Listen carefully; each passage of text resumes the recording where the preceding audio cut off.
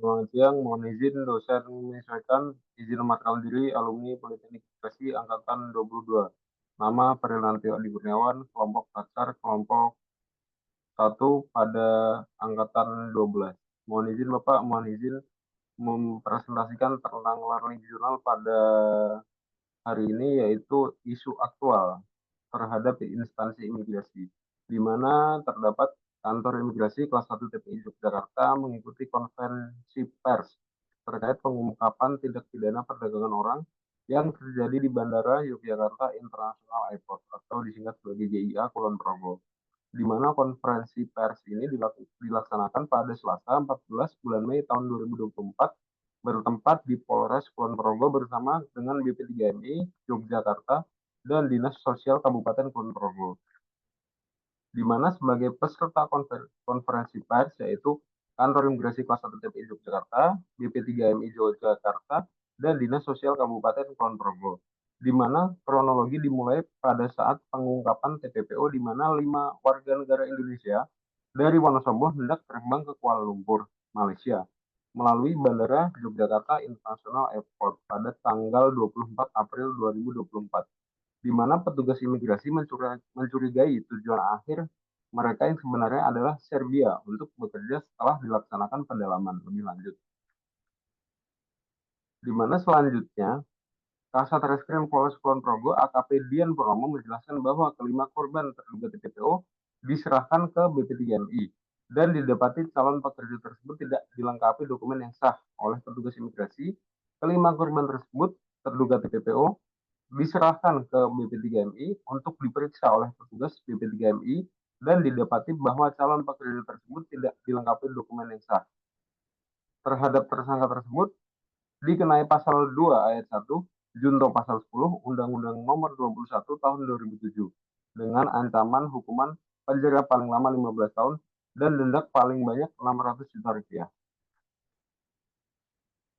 Dalam hal tersebut, di mana selanjutnya Kepala BP3MI Yogyakarta, Tony Kriswanto, juga menghimbau pada setiap orang yang akan bekerja ke luar negeri untuk dipastikan berproses di kantor BP3MI di seluruh Indonesia, di mana pada saat bisa dipastikan dalam setiap orang yang ingin bekerja di luar negeri, apabila tidak melalui proses dari BP3MI, kami dipastikan dapat sebagai pekerja non-prosedural atau ilegal.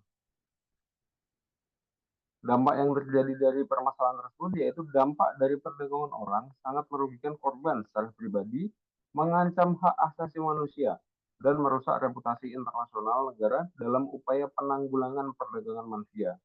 Secara ekonomi, hal itu juga dapat mempengaruhi kestabilan sosial dan politik di daerah asal korban.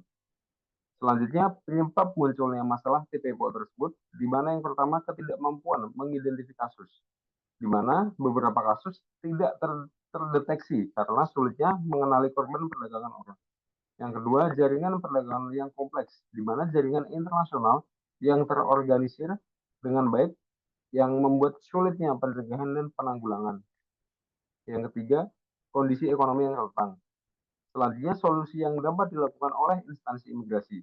Yang pertama, penguatan pendidikan dan pelatihan, di mana melakukan pelatihan rutin bagi petugas imigrasi untuk mengenali tanda-tanda perdagangan orang dan meningkatkan pemahaman mereka terhadap kasus-kasus yang mungkin terjadi.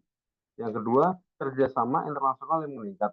Yang ketiga, perbaikan sistem identifikasi, di mana mengembangkan sistem yang lebih efektif untuk mengidentifikasi korban dan pelaku perdagangan orang, termasuk penggunaan teknologi untuk memantau aliran migrasi yang mencurigakan. Selanjutnya, perlindungan dan rehabilitasi korban. Selanjutnya, kampanye pendidikan masyarakat yang dimaksud melakukan kampanye edukasi kepada masyarakat terkait resiko perdagangan orang dan hak-hak korban.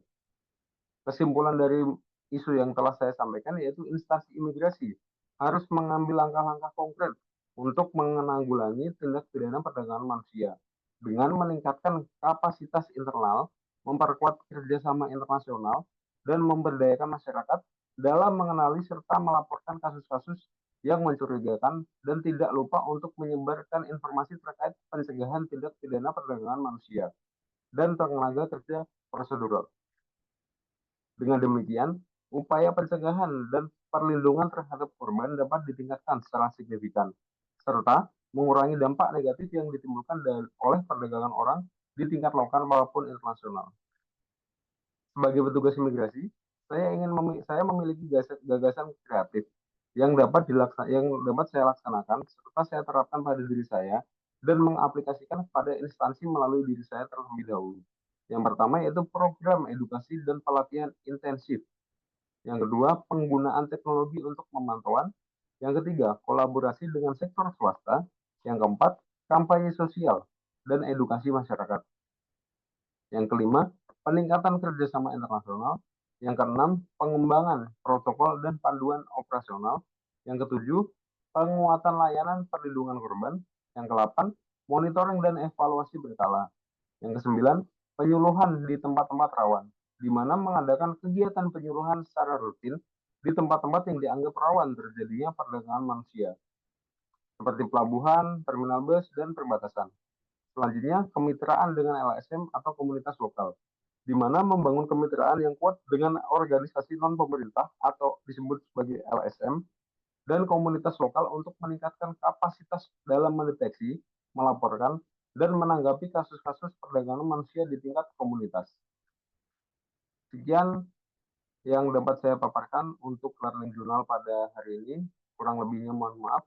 Wassalamualaikum warahmatullahi wabarakatuh.